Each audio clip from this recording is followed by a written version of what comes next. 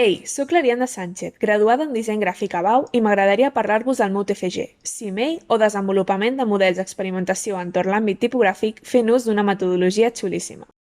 Aquest projecte neix arrel la necessitat de redefinir la tipografia a través dels seus límits, entenent-los com els elements que la defineixen i com podem transformar-los. Es desenvolupa alhora el que inesperadament serà el centre del projecte donant-li nom, la CMEI.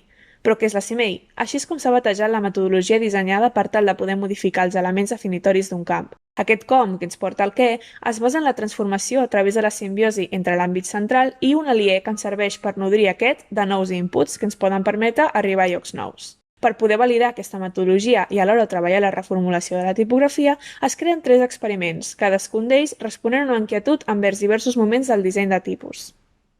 Xorrada. Què succeeix en modificar la forma en què s'esbossa un caràcter, substituint-ho per un sistema aliè a la tipografia? Podem construir una lletra com ho faríem amb un gerro? Es pren la ceràmica com a àmbit aliè i, conseqüentment, apareixen noves capes. Es passa del pla al volum i ens veiem sotmesos a una funció diferent. Es construeixen gerros en base als arquetips de l'alfabet llatí fins a arribar al disseny d'un sistema per generar o construir lletres. Com a validació d'aquest sistema es construeix la font xorrada, una tipografia en format SV-G amb efecte tridimensional connectant amb el seu origen volumètric i com a atribut al material es dissenyen una sèrie de variables. Com a tancament d'aquest experiment es creen 2 peces, el gerro de la pregunta inicial i un espècimen o packaging on es presenta la tipografia al complet.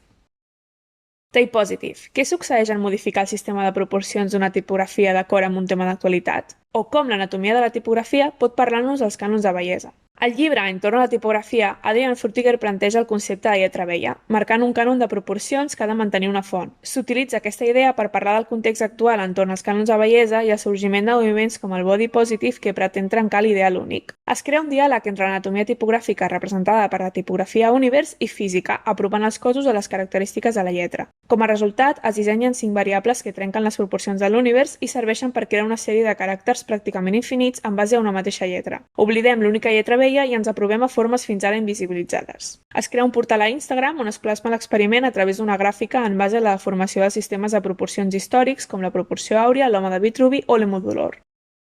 Lab o laboratori xupeta. Què succeeix si seguim tot el procés de disseny de tipus per crear formes, no lletres? Entrem en la funció de la tipografia i ens preguntem si podem canviar-la oblidant el llenguatge escrit basant-nos en el purament visual. Amb la intenció de crear una senyalètica per guiar la forma en la qual recorrem una peça editorial, concretament la memòria d'aquest TFG, s'inicia l'últim experiment. Es pren l'enginyeria com a àmbit aliè i obtenim les formes o arquetips que conformaran el sistema de senyals a produir. Els arquetips són aquestes formes essencials que tenim al subconscient. Al igual que un arquetip ens fa identificar una A, així ho fan formes com la fletxa. Fem ús de la tipografia Solid Mirage, dissenyada per Gene Milans, i prenent els seus atributs característics, vestim aquests arquetips per acabar la tipografia. Es creen 26 formes que substitueixen les lletres, 8 que funcionen com a signes diacrítics i 10 restants que substitueixen els números creant un sistema modular per crear caixes i línies característiques dels gràfics inicials. Com a producte final, es crea una funda de teclat que ens permet visibilitzar aquesta substitució de les lletres per les formes. A més, podem prendre com a validació de com aquest experiment compleix la funció inicial la pròpia publicació que recull tot el projecte.